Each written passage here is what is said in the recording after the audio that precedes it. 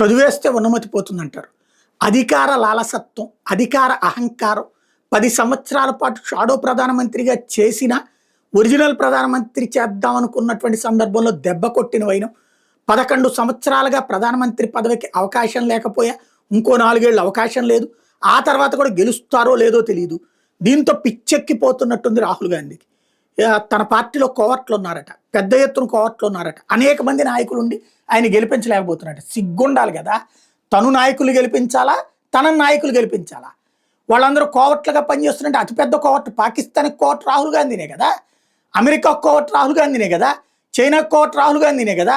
భారతదేశంలో బుద్ధుండి అన్నం తినేవాడు ఎవడైనా సరే రాహుల్ గాంధీకి ఓటేస్తాడా?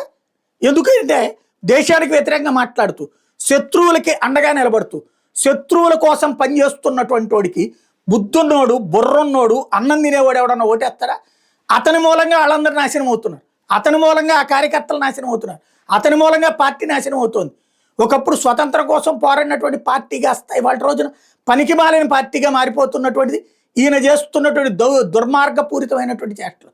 దాన్ని కవర్ చేసుకోవడానికి నాయకుల్ని దొంగలు చేసి చూపెడుతున్నాడు. తన అధ్యక్షుడిగా ఉన్నప్పుడే ఓడిపోయింది, తనకి చేతకాకనే ఓడిపోతుంది. నాయకుడు గెలిపించాలా, నాయకుడిని గెలిపించాలా?